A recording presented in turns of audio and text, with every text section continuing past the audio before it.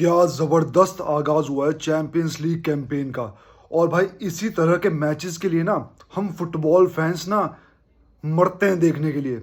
ये जो never die attitude है, ये जो बोलते हैं ना चैंपियंस लीग, ये अपने आप में ही जो वर्ड है कि चैंपियंस लीग चैंपियंस की तरह खेलना है, मर्दों की तरह खेलना है, तो वो चीज़ कल हमें मैच में दिखी रियल मैड्रिड वर्सेस स्टटगार्ट में।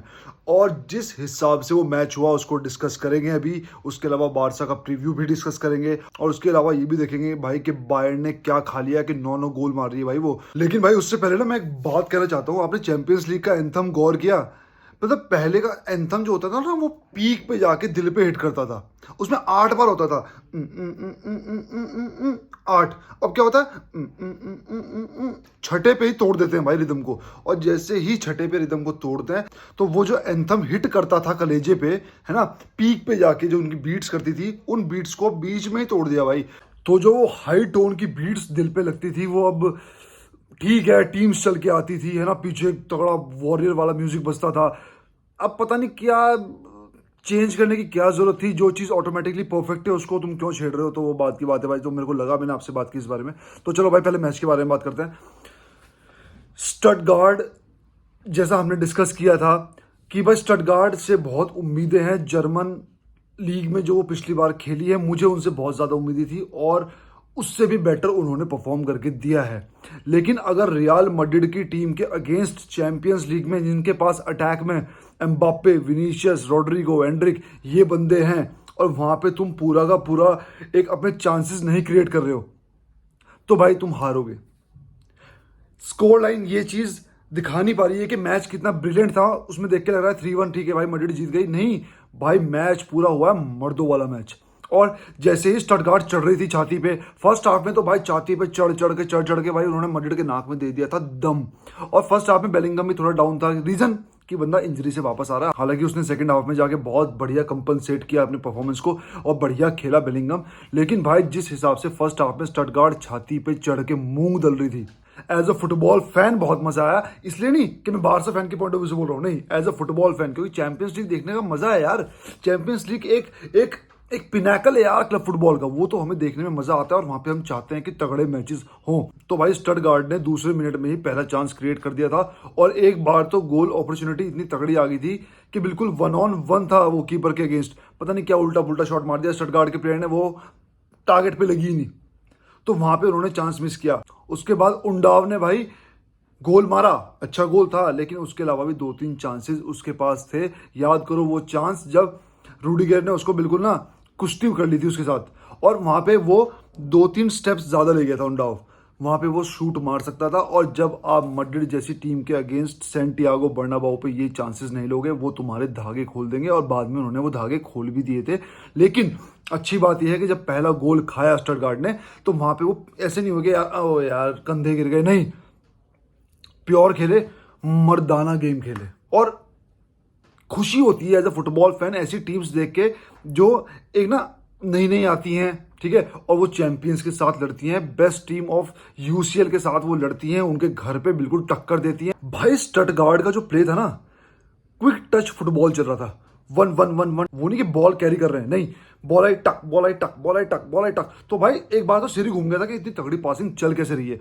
और बस फर्स्ट हाफ में ये लगा लो कि स्टटगार्ड फर्स्ट हाफ में 2-3 गोल स्कोर कर सकती थी, क्यों नहीं कर पाई वो बात की बात है। क्योंकि जब 17वां मिनट चल रहा था ना भाई, तो मैं नोट कर रहा था कि क्या चल रहा है स्टैट्स, तो 17 मिनट तक उनके स्टैट्स थे 71% पोजेशन स्टटगार्ड के पास थी मैड्रिड के होम पे, और 4 शॉट्स ऑलरेडी मार दिए थे, जिसमें से 3 ऑन टारगेट थे और 2 तो ऐसे थे जो गोल में कन्वर्ट हो सकते थे।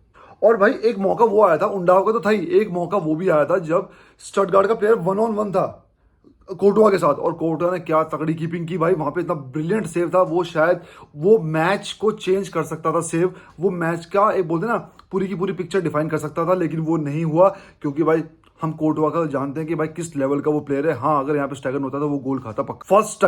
फर्स्ट टाइम मैंने देखा कि एनकोलोटी, यार मैंने फर्स्ट टाइम देखा है, हालांकि पहले हुआ होगा मैंने नहीं देखा, लेकिन मैंने देखा कि एनकोलोटी को गुस्सा आ रहा था और वो फ्रस्ट्रेट हो रहा था टच लाइन पे, बार बार रेफरी से भिड़ रहा है, इससे भिड़ रहा है, गुस्सा चेहरे पे, ठीक है, वो चिल्ला रहा है, सब कुछ कर रहा है। और इसका नतीजा ये भी था कि बाद में उसको येलो कार्ड भी मिला। तो यानी कि स्टटगार्ड इतनी तगड़ा खेल रही थी कि एनकोलोटी को वो चीज हजम नहीं हो पा रही थी। और एज अ कोच होनी भी नहीं चाहिए कि अगर तुम्हारे घर पे आके कोई तुम्हें डोमिनेट कर रहा है, और अगर तुम रियल मैड्रिड के कोच हो, तुम बड़ी टीम्स के कोच हो, तो जाहिर सी बात है तुम डोमिनेट नहीं होना चाहते किसी भी टीम से, खासकर अपने होम पे। तो वो दिख रहा था। रॉड्रिगो बहुत तगड़ा खेला भाई, रॉड्रिगो एक टाइम तो बहुत ही ज्यादा इफेक्टिव लग रहा था। विनीशियस भी ठीक लगा मेरे को, लेकिन विनीशियस से अच्छा मुझे एम्बाप्पे लगा। एम्बाप्पे, यार पता क्या है, एम्बाप्पे एक ऐसा चीट कोड है ना। कल मैं उसके भागने का तरीका नोटिस कर रहा था यार। हम भागते हैं घुटनों से, वो भागता है जांघों से। हालांकि पहले भी डिस्कस किया है, वो भागता है जांघों से, उसका टप्पा लगता है भाई। बोलते हैं बॉल को जब मारते हैं नीचे तो टप्पा ऊपर जाता है। वो टप्पे के बाद जितनी बॉल उछलती है ना, उस टप्पे पे तो वो रन लेता है अपना। बस एक वही उसका स्टार्टिंग पॉइंट होता है जहां पे वो बाकी डिफेंडर्स को बीट कर देता है। और कल एक बार नहीं, दो बार नहीं, तीन बार नहीं, हर बार एम्बाप्पे आगे निकला। और एम्बाप्पे, मैड्रिड की इतनी तगड़ी साइनिंग है, मैड्रिड फैंस इतने ब्लेस्ड हैं कि उनको एम्बाप्पे जैसा प्लेयर मिला है। भाई बात करते हैं एंड्रिक की। और ना मैं बहुत जिम्मेदारी से, बहुत रिस्पॉन्सिबिलिटी के साथ ये बात बोलने वाला हूं। मुझे एंड्रिक पता है कैसी वाइब देता है, क्योंकि उसकी लोअर बॉडी जो है वो बहुत ही ज्यादा स्ट्रांग है। और स्ट्रांग नहीं है यार, वो लगता है यार बिल्कुल तगड़ा कड़ा लगता है यार लोअर बॉडी से। आपको ऐसा नहीं लगता? जो उसकी शॉट पावर है एंड्रिक की, वो रॉबर्टो कार्लोस की तरह है। बहुत बड़ा बोल रहा हूं, लेकिन आपको लगता नहीं है? याद है रॉबर्टो कार्लोस की वो फ्री किक जो यूं गई थी? भाई एंड्रिक के शॉट्स में वही पावर मुझे नजर आती है। कहीं से भी शॉट मार देता है, और पहली बार नहीं है, पहली बार नहीं है, वो शॉट्स मारता है भर भर के।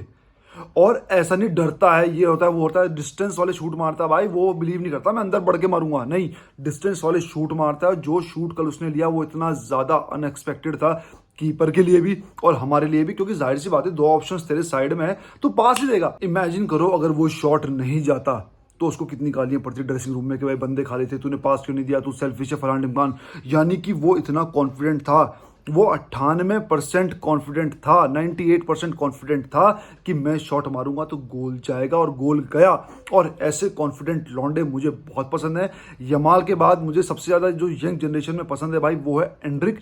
और शायद मैं तो यमाल और एम्बाप्पे का वो मानता हूँ कंपटीशन, पर मुझे पता नहीं क्यों लग रहा है कि आगे जाके क्रिएट होगी एक राइवलरी यमाल वर्सेस एंड्रिक। इनके गेम में अलग स्पेशलिटी है, और भाई पैरों में तो इनके कलाई छुपी हुई है भाई। एक पावर का वो है और एक क्लास का वो है। तो देखते हैं भाई आगे जाके क्लास जीतती है या पावर। भाई बायर्न म्यूनिख को क्या हो गया है? 9 गोल्स, 9-2, हैरी केन 4 गोल।